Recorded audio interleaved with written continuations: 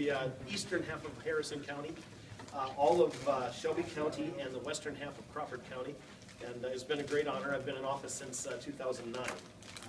Before I moved to the direction of the state of Iowa that you have in front of you, you can see how the chart tells a lot of the tale. Recently, Senator Nancy Butker of Harlan announced that she would like to retire. She wants to spend time in the winter with her grandchildren, traveling around to see them. One of her great regrets is seeing on Facebook all the things that she wishes she was there to put on Facebook herself to tell all of her friends. She asked if I would be interested in running for the office, and I thanked her and said yes, I would be. It's a great honor. We both recognize that you don't hand offices off to people, but she said she'd feel much better if she knew that I was one of the choices for the constituents she served. So I'd like to ask for your support for Senate District 9 in the upcoming election. And then with us also we have Steve Holt, who has announced that he would like to ask for your support for House District 18, which I'm currently in. You can imagine with us both being here, and I'm introducing him, that I believe our worldviews are very similar, Christian conservative, and Steve's a man of principles, and I'm excited to have him around too. Well, ladies and gentlemen, as the Americans for Prosperity has been one of the great new influences in the Capitol. I'd like to thank Doug and Drew for being here, for coming to Western Iowa. How many times do we have the folks who are trying to fight for you in the Capitol come to you and explain what they're doing? I mean, that's pretty rare. I don't see this very often, so I was really excited. And when they asked if I could stop in to say a few words, I jumped at it. Americans for Prosperity has been one of the cutting edge, leading edge organizations trying to keep your state government move it back toward lean and trim, because it's not right now, and to make it a service provider instead of a regulator. That's right exactly where I want to be.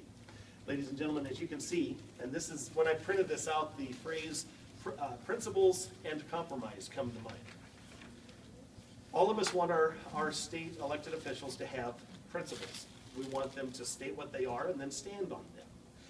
We have, in the last 4 years, well, three sessions, we have had a House, the state House of Representatives, governed. The majority is now the House Republican caucus. And we stated the principle before the elections of 2010 that we would spend no more than we would take in. Everybody in this room, I'm just positive, agrees with that principle that our households they can't spend more than they take in and succeed. And we can run up credit card debt, but someday that debt is always due. House Republicans said the same thing. Your government should not be able to spend more than you send in taxes and fees. And we can argue about the taxes and fees later, but whatever they are, that is the top line of government spending in Iowa, or it should be. We made that one of our founding principles. The people of Iowa said, yes, we agree. Put enough Republicans in place that the Iowa or House Republicans now are the majority. But then we come to the compromise part. We did, and I smile because there is success, yet you have an unintended consequence, because the people of Iowa also say that they do want their government to work, to function. That the only constitutionally mandated thing we do is pass a budget.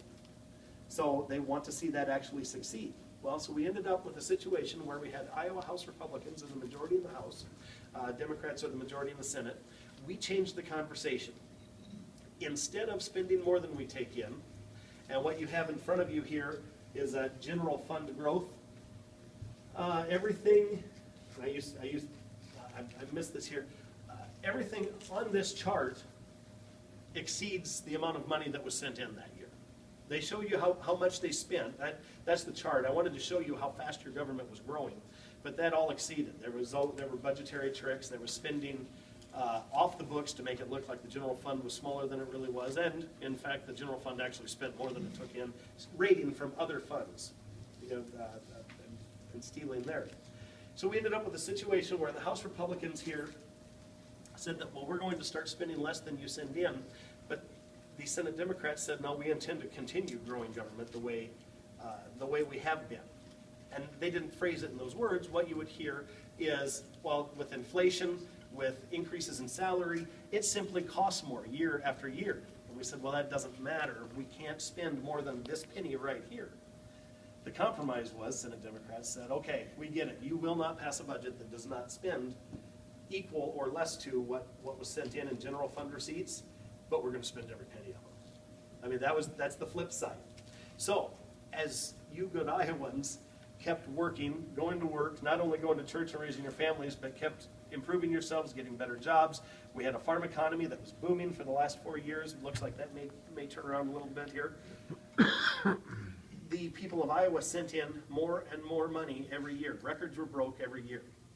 Well, we had the principle that we won't spend more than that, but we had the compromise to finish up that, okay, we are going to have to spend what was sent in. So you see the growth of government. Well, ladies and gentlemen, this part has to stop because there's not going to be record revenues every year. It won't happen. So I commend the House Republicans for getting that conversation changed, but also at the same time, our principle we have to be forward-looking with our principles that if revenue declines, are we going to have the fortitude to say the general fund now gets smaller? Many, many, many people there in the House Republicans say yes, but the pressures will be great to say, well, you can't lay off government employees, to which, yes, you can. You can't shrink budgets, well, yes, you can. But, so we're about to find out just where the principles lie. One of the items that I would like to speak to you about, and because this is one of the biggest issues that you'll probably see come up, you're familiar with the gas tax issue. We haven't raised the gas tax since, I believe it's 89, 87, long, long time ago. The system, there was no inflation index there, which now is kind of funny. Now I'm hearing a lot of people who don't want to go on record passing the gas tax say, if we just would have put an index in there and indexed it to inflation, we wouldn't have to take that difficult, unpopular vote and the problem would just go away. Well, that's part of the reason you don't put inflation indexes in, is it takes away the ability of the legislature to prioritize your tax dollars and decide where they're going to go. I'd like to offer you a second option. When you hear people say that it's the best and the only option that we have that would actually handle the problem, I point to this chart. We look at, I was elected in 2008, so 2009 was the first year.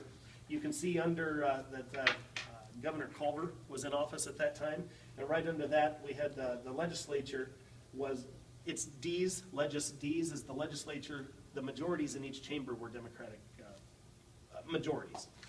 That was the environment that I came into, and you can see that this is what happens when revenues drop and you spend every penny that you have.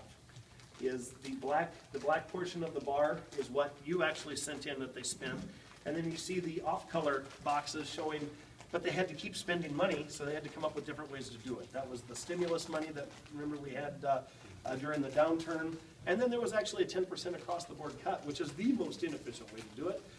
Hurts the segments of government that are core purposes, and then doesn't hurt enough those that aren't core purposes. So, I've been offering this. This general fund is made up of primarily income tax and sales tax. Sales tax, I think last year, 2012, was something like $2 billion, 2.069 if I remember my research here recently. This chart shows that government has grown, your federal or your state general fund has grown $1 billion. It's at 6.5 right now currently, fiscal year 13. But if we go back to 2005, 8 years ago, we're looking at almost $1 billion of growth in 8 years. And that's in a budget that's only 6.5. I mean, percentage-wise, this is unsustainable. We also have a situation where we have $700 to $800 million in the checking account currently. It's an overpayment by taxpayers. I'm floating the idea, I'm interested in your feedback.